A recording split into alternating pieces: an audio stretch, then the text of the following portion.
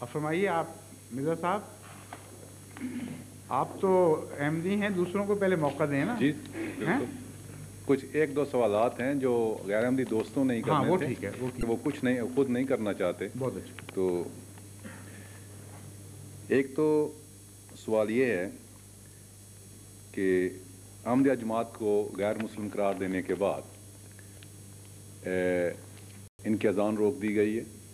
کیا کوئی واقعہ ایسا ہے حضرت رسول پاک صلی اللہ علیہ وسلم کے زمانہ میں کہ انہوں نے کسی غیر مسلم سے اذان دلوائی ہو یا اذان کسی غیر مسلم نے دی ہو؟ اگر ایسا واقعہ پیش آیا ہے تو وہ کب پیش آیا ہے، کہاں ہوا ہے، اور اگر وہ ہوا ہے تو اس کے ہوتے ہوئے آج کے جو مولوی ہیں وہ ان کا کیا جواب ہے کہ اگر ہمیں وہ غیر مسلم بھی سمجھتے ہیں تو اذان روکنے کا کیا حق ہے؟ اس کا سوال میں نے جیسے کہ پہلے کہا تھا، اس کا جواب دینا تو ان کا ذمہ ہے جو یہ کام کرتے ہیں. حضرت رسول اکرم صلی اللہ علیہ وآلہ وسلم ایک غزوے پہ تشریف لے جا رہے تھے اور راستے میں ایک مشرک، حدیث میں لکھا ہوا مشرک لڑکا تھا، وہ ملا. اس سے آپ نے پوچھا اور وہ ساتھ رہا. اس نے اذان دیتے ہوئے صحابہ کو دیکھا اور اسے بہت پسند آئی اور اس نے سیکھ لی اور اس نے پھر اذان دی اور سب بہت خوش ہوئے اس کی اذان سے. حضرت صلی اللہ علیہ وسلم نے بھی سنی. یہ جو واقعہ ہے اس حدیث کے، یعنی اس کا خلاصہ میں بیان کروں، حدیث کے الفاظ تو مختلف ہوں گے. یہ ہمارا جو حرف ناصحانہ چھوٹا سا کتابچہ ہے اس میں لکھا گیا تھا.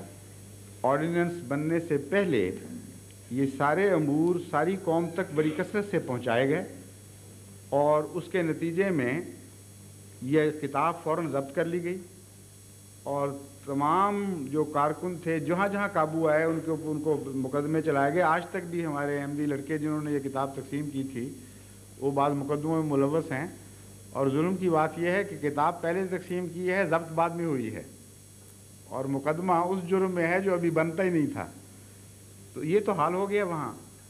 اس لیے پہلی بات تو یہ ہے کہ اذان دلوانا مشرک سے، باقی تو چھوڑے بات، حضرت صلی اللہ علیہ وآلہ وسلم کی سنت سے ثابت اور اس پر پسندیدگی فرمائی آپ نے. دوسری بات یہ ہے کہ قرآن کریم کی اصولی تعلیم اتنی عظیم الشان اور وسیع ہے کہ اس کے ہوتے ہوئے اس قسم کا تنگ نظری کا مظاہرہ کسی مسلمان کو زیب ہی نہیں دیتا.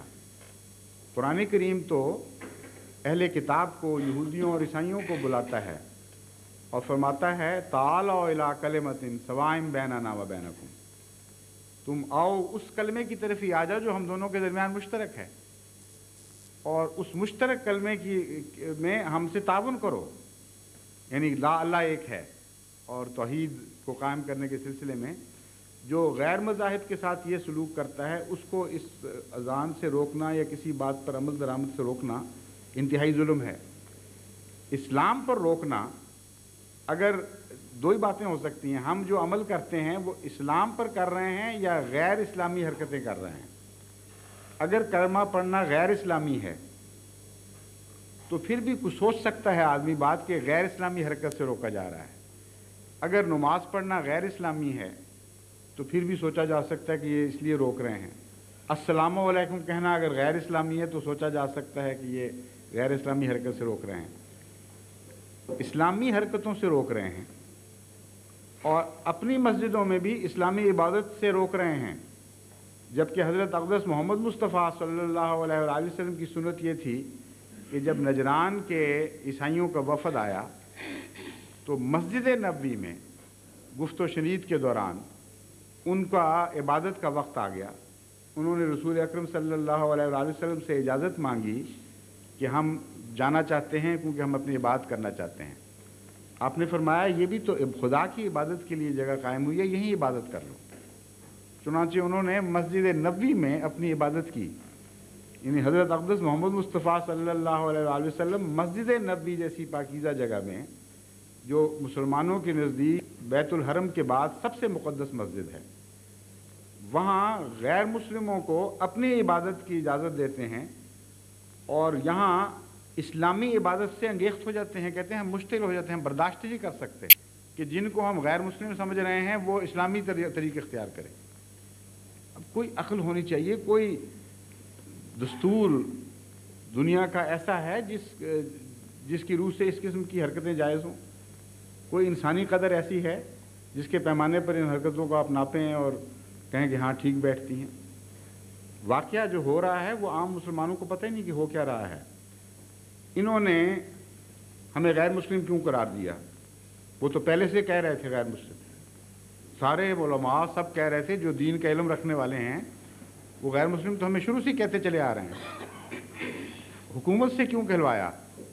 اس اسمبلی سے کیوں کہلوایا جس میں اکثر مسلمان ممبروں کو پتہ ہی نہیں تھا اسلام کیا ہوتا ہے؟ کوئی سیاسی سازش ہے، کوئی دینی بات ہی نہیں، کیونکہ دین کے نمائندہ تو علماء ہیں، ان کا کہنا کافی تھا۔ انہوں نے کہا غیر مسلم ہیں، سب کو مان لینا چاہیے تھا یا مان لیتے ہوں گے، لیکن ان کو حکومت کی مجبوری کیوں پیش آئی؟ ایک سیاسی فیصلہ تھا، ایک سازش تھی۔ میں بتاتا ہوں کس طرح وہ آگے چلی ہے۔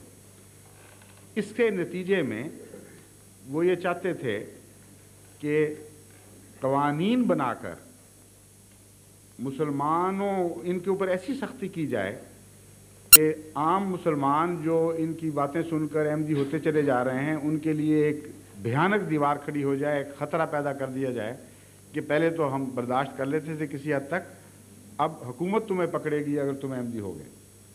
اور حکومت نے اعلان کر دیا کہ غیر مسلم ہیں تو عوام الناس بھی اور جو مذہب کا براہ راست علم نہیں رکھتے وہ کہیں گے اب تو بڑی بڑی بات ہو گئی ہے، حکومت نے کہہ دیا غیر مسلم ہوں گے۔ یہ کیا انہوں نے، بڑی اونچی دیوار بنا دی، لیبل لگا دیا کہ اب احمدی قانون کے نزدیک بھی غیر مسلم ہیں، لیکن احمدی پھر بھی ہوتے رہے۔ بلکہ اس کثرت سے ہونے شروع ہوئے کہ مارشل لا کے ابتدائی زمانہ میں ایک ان کے جرنیل تھے جنرل چشتی، انہوں نے آزاد کشمیر میں ایک بیان دیا اور وہ اخباروں میں چھپا۔ اس بیان میں انہوں نے ایک سوال کرنے والے کے سوال کے جواب میں یہ کہا کہ حکومت نے سارے میز لیے کہ جماعت احمدیہ کی اشاعت رک جائے اور دوسرے لوگ احمدی ہونا بند کر دیں جو قانونی ذرائع تھے، لیکن نتیجہ یہ نکلا ہے کہ جب سے یہ قانون 74 میں پاس ہوا ہے اس وقت سے اب تک ان کی افزائش 10% بذریعہ تبلیغ ہو چکی ہے، یعنی ان کی تعداد میں 2-3 سال کے اندر 10% کا اضافہ ہوا ہے ہماری رپورٹوں کے مطابق ان کی تبلیغ کے ذریعے۔ اب یہ شکل پیدا ہوئی جو ان کے اس اقدام کی پوری شکست کا اعلان تھا۔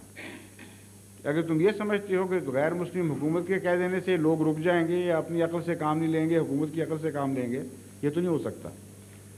اس کے نتیجے میں اسکیمیں بنائی گئیں کہ اب زیادہ سختی کی جائے، زیادہ شدت اختیار کی جائے ظلم میں۔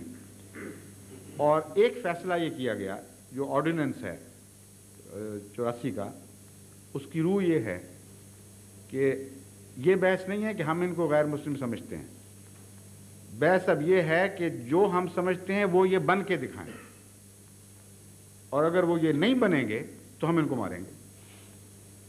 یہ ویسی بات ہے کہ کوئی انسان کسی کو کہہ دے میں تمہیں کتا سمجھتا ہوں، اکثریت ہے کہہ دے کتا کیا بیچارہ کر سکتا ہے اکیلا، لیکن اس کے باوجود لوگ ویسا آدمی بننے سے باز نہ آئیں، تو پھر فیصلہ کیا جائے کہ یہ بات نہیں ہوگی، اب جس کو ہم کتا سمجھیں وہ بھونک کے دکھائے، وہ کتوں والی حرکتیں کرے، کتوں والی غذا کھائے، کتوں والا ذریعہ زندگی کا بنا لے، تب ہم چھوڑیں گے ورنہ معاف نہیں کریں گے۔ بین ہی یہ سلوک اب جماعت احمدیہ سے کیے جا رہے ہیں۔ غیر مسلم وہ ہمیں سمجھتے ہیں، سمجھتے رہیں، ہمیں کیا فرق پڑتا ہے، ہم نے خدا کو جان دینی ہے، مولویوں کو جان تو نہیں دینی ہے، حکومت پاکستان کو نہیں دینی جان۔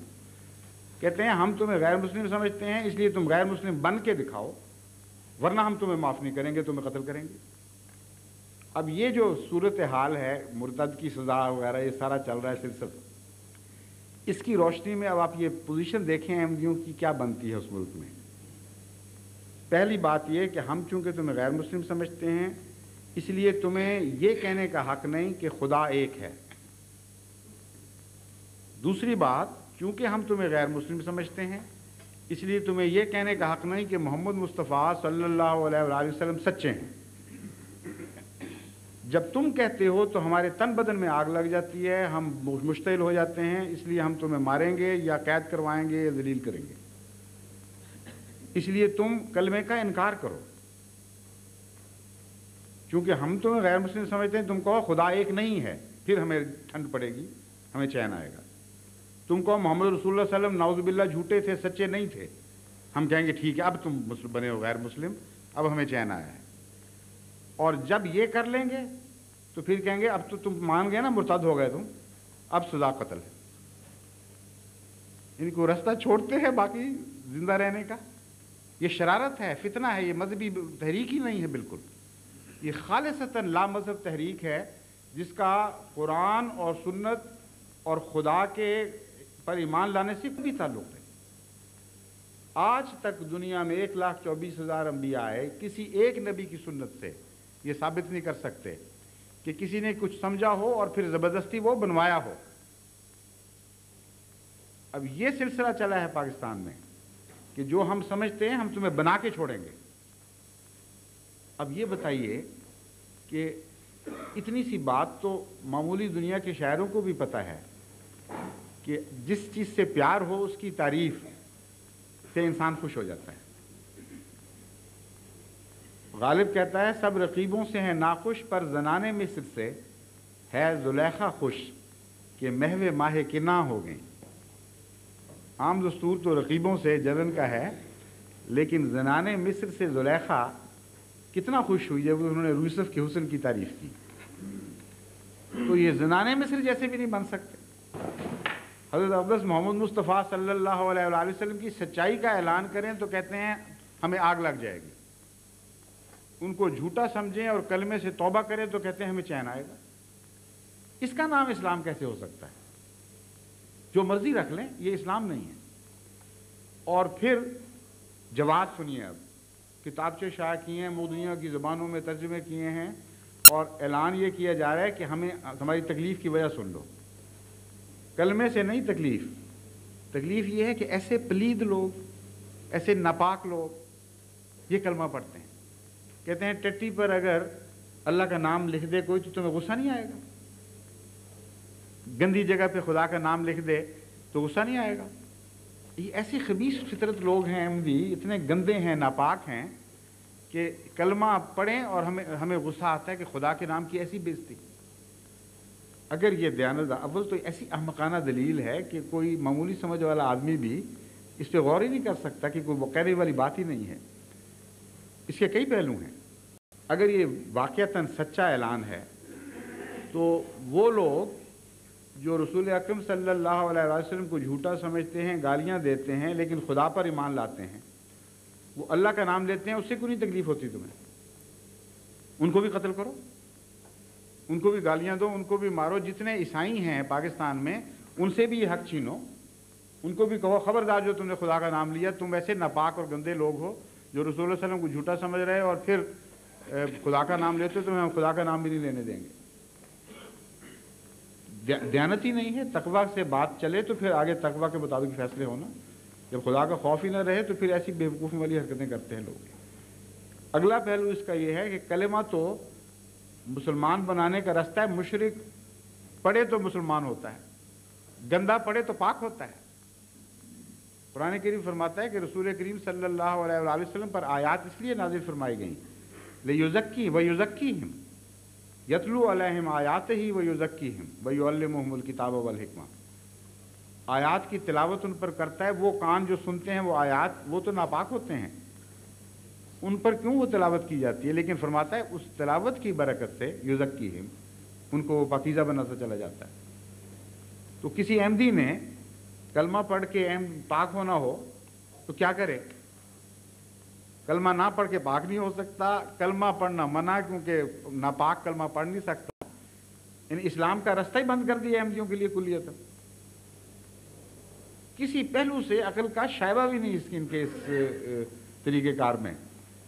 آگے سنیے ایک اور دلیل، کہتے ہیں ایک اور بات یہ ہے کہ بیچ میں سے یہ نہیں پڑھتے، دل میں یہ محمد رسول اللہ کا نام نہیں لیتے بلکہ احمد رسول اللہ کہتے ہیں، مرزا غلام احمد رسول اللہ۔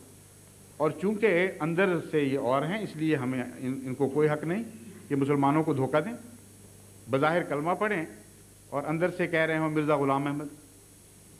اول تو یہ کہ اندر انہوں نے کہاں جا کے دیکھا، یعنی خدا دل کہتا ہے میں دلوں میں ہوں، یہ مولوی کہتے ہیں نہیں ہم بھی بیٹھے ہوئے دلوں میں، ہمیں سب کچھ پتہ ہے۔ دوسرے یہ کہ اگر اندر سے اور پڑھتے ہیں مرزا غلام احمد رسول اللہ تو ان کا اپنا دین ہے، پھر تمہیں کیا جائیں گے جہنم میں، پھر کیا فرق پڑتا ہے؟ اور کس کس کو تم روک سکتے ہو اس قسم کی منافقت سے؟ اگر منہ سے کچھ اور کہتا ہے تو جہاں تک انسان کا کام ہے اس کا صرف اتنا حق ہے خدا نے جو دیا ہے کہ اس کے قول کو قبول کر لے اور اس کا معاملہ خدا پر چھوڑے۔ پھر یہ انکویزیشن کی جو تحریک ہے یہ تو اسپین میں عیسائیوں نے ایجاد کی تھی کہ زبردستی اندر سے حال معلوم کرو بیچ میں سے وہ ہے کہ نہیں۔ اسلام نے تو ایسی کوئی تحریک نہیں چلائی، اسلام نے تو اس کے بالکل برعکس فیصلے دیے، اور حضرت صلی اللہ علیہ وآلہ وسلم کی سنت سے قطعی طور پر ثابت ہے کہ یہ طریق مردود ہے جو یہ اختیار کر رہے ہیں۔ غور سے سنیے، اب ہمارے متعلق تو ان کے پاس کوئی جواز ہی نہیں یہ کہنے کا کہ ہم اندر سے کچھ اور ہیں۔ بعض کتابیں جماعت کی مختلف مضامین پہ شائع ہوئیں، ان میں جس طرح انہوں نے محاورتاً کہا ان کا قرآن اور ہمارا قرآن اور ان کا دین اور ہمارا دین اور، اس طرح محاورہ ہے انسانی۔ بعض کتابوں میں یہ فکرہ لکھا گیا کہ ان کا کلمہ اور ہمارا کلمہ اور ان کا خدا اور ہمارا خدا اور، بعض مخالفوں سے بحث کرتے ہوئے۔ کیوں؟ آگے وضاحت کی گئی، اس لیے کہ وہ خدا سے یہ مراد لیتے ہیں جو خدا کی شان کے خلاف ہے، وہ رسول کے یہ معنی کرتے ہیں جو رسول کی شان کے خلاف ہے، اس لیے عملاً نام چاہے ایک ہی لے رہے ہوں عملاً ان کا رسول جدا ہو جاتا ہے۔ یہ بحث تھی، انہوں نے وہ ٹکڑا اٹھایا اور اس کو کتاب میں لکھ دیا کہ دیکھو جی ثابت ہو گیا، اب تو چور پکڑا گیا۔ اول تو اگر یہ چور پکڑا گیا تو جو پکڑا گیا تھا اس کو مارنا چاہیے تھا، جو کہتا ہے کہ نہیں میں وہ نہیں مان رہا بات، اس کو کیوں مارتے ہو؟ ایک آدمی کی غلطی سے چاہے وہ لیڈر بھی ہو، اگر اس کے ماننے والے وہ بات نہ مانتے ہوں تو تمہارا حق ہے پوچھو کہ اگر تمہارے فلاں لیڈر نے یہ کہا تھا تم کیا مطلب لیتے ہو؟ تم واقعتاً تمہارا کلمہ اور ہے، اگر وہ کہے نہیں میرا کلمہ ہرگز اور نہیں، میں محمد رسول اللہ صلی اللہ علیہ وسلم کا نام لیتا ہوں، محمد رسول اللہ صلی اللہ علیہ وسلم میں عربی رسول کی ذات ہی کلمے میں شمار کرتا ہوں، تو پھر کسی کا کوئی حق نہیں رہتا۔ مگر کہتے ہیں نہیں ہمارا حق ہے، ہم جانتے ہیں کہ یہ کہیں بھی تب بھی دل میں جھوٹ بولتے ہیں۔ اب سنت نبی سنیے، حضرت صلی اللہ علیہ وآلہ وسلم کے پاس ایک صحابی حاضر ہوئے اور عرض کیا، ایک روایت میں اسامہ بن زید کا نام لیا جاتا ہے، ایک اور روایت میں شاید کسی اور، کہ یا رسول اللہ آج جنگ کے وقت جو کفار سے ہمارا جہاد ہو رہا تھا ایک واقعہ پیش آیا کہ ایک مشرک پہلوان تھا بڑا زبردست، اس سے بہت مجھے زور لگانا پڑا، بڑی محنت کرنی پڑی، آخر میں نے اس سے شکست کر پچھاڑ دیا، اور پچھاڑنے کے بعد گرانے کے بعد جب میں اسے قتل کرنے لگا تو اس نے کہا لا الہ الا اللہ محمد رسول اللہ، اشہد ان لا الہ الا اللہ محمد رسول اللہ، میں گواہی دیتا ہوں کہ اللہ ایک ہے اور محمد مصطفیٰ صلی اللہ علیہ وسلم اس کے رسول ہیں۔ مجھے پتہ تھا کہ یہ حالات جن میں وہ کلمہ پڑھ رہا ہے، جھوٹ بول رہا ہے، بکواس ہے، اس کے دل میں ہو ہی نہیں سکتا، جان کے خوف سے، جان بچانے کے لیے کلمہ پڑھ رہا ہے، چنانچہ میں نے اس کی کوئی نہیں سنی اور اسے قتل کر دیا۔ وہ روایت بیان کرتے ہیں خود کہ میں نے ساری زندگی حضرت محمد مصطفیٰ صلی اللہ علیہ وآلہ وسلم کو اتنا غصے میں نہیں دیکھا، تمتما اٹھا چہرہ آپ کا غصے سے، اور بار بار یہ فرماتے تھے کہ قیامت کے دن جب کلمہ تمہارے خلاف گواہی دے گا تم کیا جواب دو گے خدا کو؟ جب کلمہ کہے گا کہ یہ پڑھا گیا تھا اور پھر بھی تم نے قتل کیا۔ کہتے ہیں اتنی دفعہ کہا کہ اس روایت میں ہے کہ میرا حسرت اٹھی کہ کاش اب رسول اللہ صلی اللہ علیہ وسلم اس کہنا بند کر دیں، اتنی مجھے تکلیف پہنچی۔ ایک اور روایت میں ہے جو اسی قسم کے مضمون کی روایت ہے، وہ بعد میں مسلمان ہوئے تھے جن کے متعلق یہ روایت ہے، انہوں نے کہا کہ جب میں نے رسول اللہ صلی اللہ علیہ وسلم کو یہ بات اپنا واقعہ سنایا تو حضرت صلی اللہ علیہ وسلم اتنے ناراض ہوئے، اتنے شدید غصے میں تھے کہ میں نے نہیں، وہی ملتا جلتی روایت لیکن ایک فرق کے ساتھ کہ آپ نے یہ فرمایا بار بار حلا شققت قلبہ، حلا شققت قلبہ، اے کاش تو نے دل پھاڑ کے دیکھ لیا ہوتا۔ تو نے دل پھاڑ کے کیوں نہ دیکھ لیا؟ تمہیں کیا پتا تھا کہ اندر سے کہہ رہا ہے؟ اور کیوں تم نے قتل کیا اس کو؟ وہ کہتے ہیں جب اتنا دفعہ فرمایا رسول کریم صلی اللہ علیہ وسلم نے کہ میں نے حسرت کی کاش میں آج سے پہلے مسلمان ہی نہ ہوا ہوتا کہ مجھے حضور اکرم صلی اللہ علیہ وآلہ وسلم کی ناراضگی کا دن نہ دیکھنا پڑتا۔ اب یہ سنت محمد مصطفیٰ صلی اللہ علیہ وسلم جہاں سب سے زیادہ شک کی گنجائش موجود ہے، قتل کی چھری تیار ہے، اس کے نیچے لیٹ کر ایک آدمی کہہ رہا ہے کلمہ پڑھتا ہوں، شک کی سب سے بڑی وہاں گنجائش موجود ہے۔ اس کے متعلق تو حضرت اقدس محمد مصطفیٰ صلی اللہ علیہ وسلم کا یہ فتویٰ ہے، اور یہ آج کہتے ہیں کہ نہیں ہمیں حق ہے تمہارے دل کے ہم راز پائیں، خود ہی فیصلہ کریں کہ ہمیں پتہ ہے، اور پھر اعلان کریں کہ ان کو مردودوں کو قتل کرو، یہ جھوٹا کلمہ پڑھتے ہیں۔ کلمہ کیوں پڑھتے ہیں؟ آگے سنیے، قرآن کریم گواہی دیتا ہے، سورہ منافقون میں اللہ تعالیٰ فرماتا ہے کہ اذا جاءک المنافقون قالوا انک رسول اللہ واللہ یعلم انک لرسولہ واللہ یشہد ان المنافقین لکاذبون، کہ یہ جب تیرے پاس آتے ہیں منافق، یہ آ کے کہتے ہیں کہ تو اللہ کا رسول ہے، تیرا کلمہ پڑھتے ہیں، اللہ جانتا ہے کہ تو اللہ کا رسول ہے، اس سے بہتر کون جان سکتا ہے؟ لیکن اللہ گواہی دیتا ہے کہ یہ جھوٹے ہیں، یہ منافقت کر رہے ہیں، یہ تجھے رسول نہیں سمجھتے۔ اس سے زیادہ پکی گواہی کسی کے جھوٹ پر دی جا سکتی ہے؟ اللہ مخاطب ہو محمد مصطفیٰ صلی اللہ علیہ وآلہ وسلم سے اور خود بتا رہا ہو کہ یہ ظالم جھوٹے ہیں، جب تیرے پاس آتے ہیں تو کہتے ہیں تو رسول ہے، جھوٹی گواہی دیتے ہیں، ہرگز تجھے رسول نہیں سمجھتے۔ کیا اس کا نتیجہ نکلا؟ ایسے لوگوں کا قتل جائز ہے کہ نہیں؟ پھر اگر قتل اسلام میں اس کی سزا ہے، ایسے لوگوں کو کلمے سے روکنا پھر جائز بنتا ہے کہ نہیں بنتا؟ اگر مولانا کی دلیل درست ہے۔ ساری زندگی اس کے باوجود ایک شخص کو بھی رسول اکرم صلی اللہ علیہ وآلہ وسلم نے کلمہ پڑھنے سے نہیں روکا جس کو خدا کہتا تھا کہ جھوٹ بول رہے ہیں۔ اب بتائیے، یہ اسلام کی پیروی کر رہے ہیں یا کسی اور دین کی پیروی کر رہے ہیں؟ چیلنج ہے میرا، ساری زندگی حضرت اقدس محمد مصطفیٰ صلی اللہ علیہ وآلہ وسلم کی 23 سالہ زندگی نبوت میں ایک شخص کو بھی کلمے سے روکا ہو یا کسی کو کلمے سے روکنے دیا ہو، اور خدا گواہی دے رہا ہے کہ جھوٹ بول رہے ہیں، کلمہ نہیں پڑھ رہے، اندر سے کچھ اور کہہ رہے ہیں، بکواس کرتے ہوں گے دل کے اندر، لیکن پھر بھی یہ حکم۔ اس کے برعکس جس کے متعلق خدا نے یہ گواہی دی، وہ اس کے ساتھی، اس کو وہ معلوم تھے لوگوں کو، یعنی کہ غیر معروف لوگ تھے، ان کا نقشہ بھی قرآن کریم نے کھینچا، تفصیل بیان کی کہ یہ حرکتیں کرتے ہیں، اور جانتے ہیں مسلمان ان کو وہ کون ہیں، ان کو جا کے استغفار کے لیے کہتے ہیں آ جاؤ رسول اللہ صلی اللہ علیہ وسلم سے معافی مانگو، وہ تمہارے لیے استغفار کریں گے، خدا سے نیک دعا چاہیں گے، اور اس کے جواب میں تکبر اور تضحیک سے کام لیتے ہیں، کہتے ہیں بالکل نہیں، منہ موڑ لیتے ہیں۔ یہ سارا نقشہ ان کا کھینچا، اور ان میں سے جو منافقوں کا سردار تھا عبداللہ بن ابی بن سلول، وہ جب مرا تو رسول اکرم صلی اللہ علیہ وآلہ وسلم کا کیا سلوک تھا؟ آپ خود اس کے جنازے پر تشریف لے گئے، اس کا جنازہ پڑھنے کے لیے کھڑے ہوئے۔ حضرت عمر رضی اللہ تعالیٰ عنہ بیان کرتے ہیں کہ میں سامنے چلا گیا، دو بدو چھاتی کے ساتھ چھاتی سامنے کر کے میں نے عرض کیا کہ یا رسول اللہ، ان کے متعلق قرآن یہ کہتا ہے، کیا آپ پر یہ قرآن نازل نہیں ہوا کہ یہ منافق ہیں، یہ ایسے ہیں، یہ ایسے ہیں؟ اور جو ان میں سردار ہے جس نے آپ کے متعلق یہ خطرناک بکواس کی، اتنی ذلت امیز باتیں کی، اور آپ کو اپنی طرف سے ناپاک زبان بول کے ذلیل کرنے کی کوشش کی، یہ وہ ہے کہ نہیں؟ آپ مسکراتے رہے، حضرت عمر کہتے ہیں سنتے رہے بات چپ کر کے، فرمایا اس کے باوجود آپ ان کا جنازہ پڑھتے ہیں۔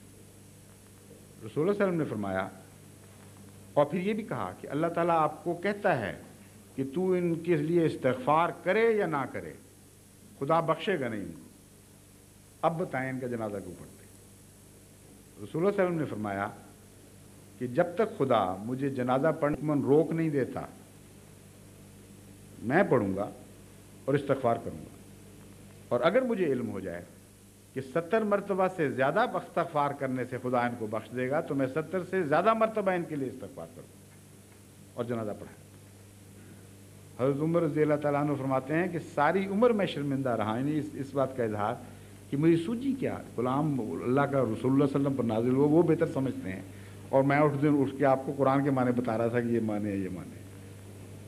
لیکن جو بات نعوذ باللہ رسول اللہ صلی اللہ علیہ وسلم کو پتہ نہیں تھی، جو بعد میں حضرت عمر کو سمجھ آ گئی، آج ان مولویوں کو سمجھ نہیں آ رہی۔ جو کہتے ہیں جو رسول اللہ صلی اللہ علیہ وسلم کو پتہ نہیں تھی وہ ہمیں پتہ ہے، یہ مطلب ہے قرآن، اور جو حضرت عمر کو سمجھ آ گئی وہ ہمیں سمجھ نہیں آ رہی۔ اگر تقویٰ سے کام لینا ہے تو یہ دو ٹوک باتیں ہیں، اپنے نفس پہ غور کر کے دیکھیں، کوئی شائبہ بھی سچائی کا ہے اس بات میں کہ کوئی کلمہ پڑھے اور اس کو روکا جائے؟